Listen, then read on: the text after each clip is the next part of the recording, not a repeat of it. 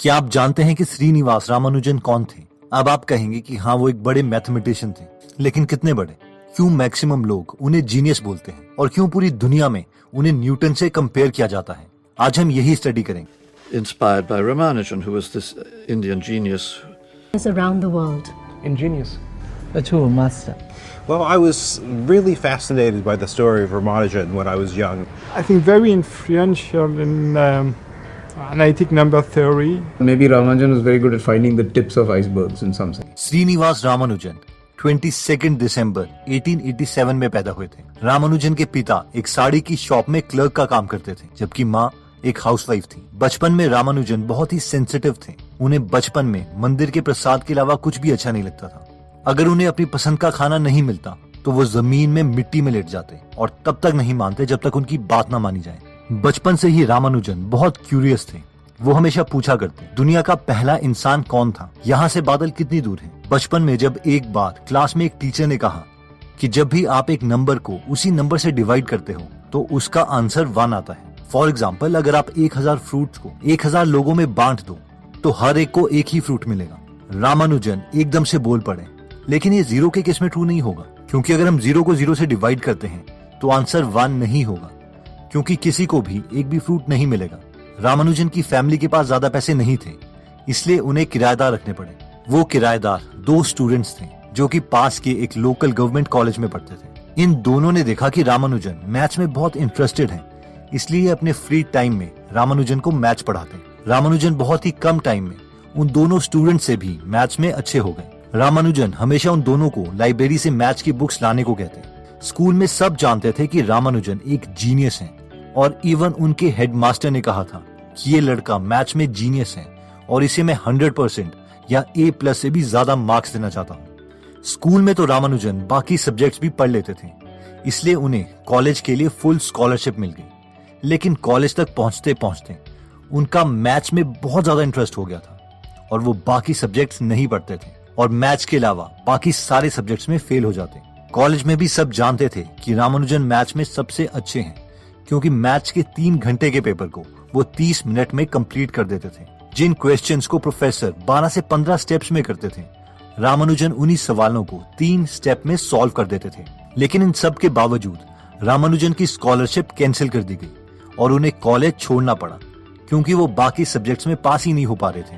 वो ट्यूशन भी नहीं ले रहे थे, क्योंकि बुक्स में मैथ्स के सवालों को सॉल्व करने का तरीका उन्हें पसंद नहीं था। ये सब देख के रामानुजन की माँ बहुत परेशान हो गई और उन्हें लगा कि शायद शादी के बाद रामानुजन अपनी रिस्पॉन्सिबिलिटीज को समझ जाएंगे, इसलिए उनकी शादी जानकी से करवा दी गई। उस वक्त जानकी की एज सिर्फ 10 साल थी और छोटी एज में शादी करना उस वक्त एक कॉमन बात थी। शादी होने के बाद रामानुजन को लगा कि अब उन्हें किसी तरीके से पैसे कमाने पड़ेंगे और इसलिए वो जॉब के लिए अप्लाई करने लग गए। अपनी मैथ्स की नोटबुक्स लेके वो सबको दिखाते, लेकिन उन्हें कोई जॉब नहीं देता। लेकिन फाइनली उन्हें मद्रास पोर्ट ऑफ ट्रस्ट में जॉब मिल गई और वो सर फ्रांसिस और नारायण अय्यर के ऑफिस में एक अकाउंटिंग क्लर्क की जॉब करने लग गए, जिसके लिए उन्हें 30 रुपए हर महीने मिलते थे। सर फ्रांसिस और नारायण अय्यर को पता था कि ये लड़का मैथ्स में बहुत अच्छा है, इसलिए वो रामानुजन की मदद करने लग गए। सर फ्रांसिस ने रामानुजन को एनकरेज किया कि वो कैम्ब्रिज यूनिवर्सिटी के प्रोफेसर्स को लेटर लिखें और अपना काम दिखाएं। फाइनली रामानुजन ने 3 प्रोफेसर्स को लेटर भेजा। 2 प्रोफेसर्स ने उनके लेटर्स को रिजेक्ट कर दिया, जबकि एक प्रोफेसर को उनका काम बहुत पसंद आया और वो लेटर देख के ही जान गए थे कि ये इंसान जीनियस है। इस प्रोफेसर का नाम था G.H. हार्डी। ये लेटर बहुत ही इंटरेस्टिंग था, इसलिए बहुत यूनिवर्सिटीज में मैथमेटिशियंस को ये दिखाया जाता है। इस लेटर में कुछ इस तरीके से लिखा हुआ था, डियर सर, मैं एक अकाउंटिंग क्लर्क हूँ मद्रास इंडिया में और मेरी 1 साल की सैलरी 20 पाउंड्स है। मैं 23 साल का हूँ, मेरे पास कोई यूनिवर्सिटी डिग्री नहीं है और मेरे पास सिर्फ स्कूल जितनी एजुकेशन है। मेरे पास जितना भी फ्री टाइम होता है उसे मैं मैथमेटिक्स में लगा देता हूँ। मैंने डाइवर्जेंस थियोरी पर भी काम किया है और लोकल मैथमेटिशियंस उनके रिजल्ट्स को आउटस्टैंडिंग बोलते हैं। मैं इस लेटर के साथ आपको अपनी कुछ थियोरम्स भेज रहा हूँ। अगर आपको इन थियोरम्स में कुछ वैल्यूएबल लगता है तो मैं चाहता हूँ कि मेरे काम को पब्लिश किया जाए। Yours truly, S. रामानुजन। उस वक्त हार्डी को बहुत से ऐसे लेटर्स मिलते थे जिसमें लोग क्लेम करते थे कि उन्होंने बड़ी बड़ी डिस्कवरीज की हैं, लेकिन हार्डी बोलते हैं कि मैं पहली लुक में ही जान गया था कि ये लेटर उन कैटेगरी में नहीं है। रामानुजन ने इस लेटर के साथ करीबन 50 थियरम्स भेजी थी, जिसमें से एक मुझे बहुत अच्छी लगी क्योंकि वो बहुत नॉन इंट्यूटिव है। आई होप आपको भी ये बहुत अच्छी लगेगी। मान लीजिए मैं आपको बोलता हूँ 1 + 2 + 3 + 4 + 5 + dash dash dash up to infinity, तो इसका सम क्या होगा? आप इसका आंसर क्या बोलोगे? यानी अगर मैं आपको 1 रुपए देता हूँ, फिर मैं आपको 2 रुपए देता हूँ, फिर 3 रुपए, फिर 4 रुपए, फिर 5 रुपए एंड सो ऑन और देता ही जाता हूँ, तो आपके पास एंड में कितने पैसे बचेंगे? तो आप बोलेंगे कि ये तो इन्फिनाइट होगा क्योंकि इन्फिनाइट टाइम्स आपको पैसे मिल रहे हैं। लेकिन इसका आंसर -1/12 है। यानी अगर कोई आपको पैसे दे ही जा रहा है इन्फिनाइट टाइम तक, तो एंड में आपके पास कुछ भी नहीं होगा, बल्कि दूसरे इंसान के पास 1/12 रुपीज होंगे। और ये बहुत नॉन इंट्यूटिव है, मैं जानता हूँ, इवन आजकल के मैथमेटिशियंस के लिए भी। लेकिन ये सीरीज इतनी इंपॉर्टेंट है कि आज की लेटेस्ट थियोरी स्ट्रिंग थ्योरी में भी इसका यूज किया जाता है। अगर हम ये रिजल्ट स्ट्रिंग थ्योरी में नहीं डालते तो स्ट्रिंग थ्योरी को कंटिन्यू नहीं किया जा सकता। The areas of physics. This is a very well-known string theory textbook by Joe Polchinski. As you can see, sort of quite early on, page 22, we have this statement here, which is that the sum of all, this is basically saying the sum of all the integers. और ये बस एक छोटा सा result था रामानुजन के बहुत से रिजल्ट्स में से। इस लेटर के बाद हार्डी ने रामानुजन को इमीडिएटली लेटर लिखा और कहा, डियर सर, मैं आपके काम में बहुत इंटरेस्टेड हूँ। आप जितनी जल्दी हो सके इनके प्रूफ मुझे सेंड कर दीजिए। हार्डी के लेटर्स के बाद इंडिया में ब्रिटिश गवर्नमेंट रामानुजन को सीरियसली लेने लग गई और उन्हें यूनिवर्सिटी डिग्री में होने के बावजूद प्रेसिडेंसी कॉलेज में रिसर्च स्कॉलरशिप मिल गई, जहां उन्हें 75 रुपए पर मंथ मिलते थे। हार्डी ने रामानुजन को बहुत कन्विंस किया कि वो कैम्ब्रिज यूनिवर्सिटी में उनके साथ काम करने के लिए आए, लेकिन रामानुजन ने मना कर दिया कि अगर वो ओवरसीज गए तो कोई भी उनके बच्चों के साथ शादी नहीं करेगा। लेकिन फाइनली रामानुजन मान गए जब उनके सपने में उनकी देवी नामागिरी ने दर्शन दिए और कैम्ब्रिज जाने के लिए कहा। रामानुजन कैम्ब्रिज यूनिवर्सिटी में हार्डी और लिटिल वुड से मिले और उन्हें अपने पिछले 10 सालों में लिखी हुई 3000 थियरम्स दिखाई। हार्डी ने रामानुजन को कन्विंस किया कि अगर वो अपने काम को पब्लिश करना चाहते हैं तो उन्हें उन थियरम्स के प्रूफ देने पड़ेंगे, क्योंकि रामानुजन डायरेक्टली आंसर लिख देते थे और प्रूफ नहीं देते थे। लेकिन नॉर्मल पब्लिक को समझाने के लिए हर स्टेप किस बेसिस पर आया है ये बताना जरूरी था, इसलिए रामानुजन ने कैम्ब्रिज में क्लासेस लेना स्टार्ट कर दिया। 1915 तक रामानुजन के 9 पेपर पब्लिश हो चुके थे, जिनमें modular equations and approximation to pi एक फेमस पेपर था। रामानुजन हमेशा भीड़ से अलग रहते थे। अब क्योंकि इंग्लिश लोग नॉन वेज खाते थे, इसलिए रामानुजन अपने कमरे में राइस, सांबर और फ्रूट्स खाते, जहाँ पर कैम्ब्रिज में बाकी इंडियंस बाहर घूमते। रामानुजन बहुत ही छोटे ग्रुप में या फिर अकेले ही रहना पसंद करते थे। इस वक्त वर्ल्ड वॉर 1 चल रही थी और उन्हें अपनी माँ और पत्नी की याद आ रही थी। रामानुजन चाहते थे कि उनकी पत्नी जानकी उनके साथ कैम्ब्रिज आ जाए, लेकिन रामानुजन की माँ ऐसा नहीं चाहती थी, इसलिए वो रामानुजन के लेटर्स जानकी को नहीं दिखाती और जानकी के लेटर्स को रामानुजन तक नहीं पहुंचने देती थी। रामानुजन बहुत दुखी हो गए थे क्योंकि उन्हें अपने लेटर्स का कोई जवाब नहीं मिल रहा था। वो बहुत बीमार भी होने लग गए। चेकअप के बाद उन्हें पता चला कि उन्हें ट्यूबरक्लोसिस है। वो इतने दुखी हो गए कि एक बार वो एक ट्रेन के आगे कूद गए।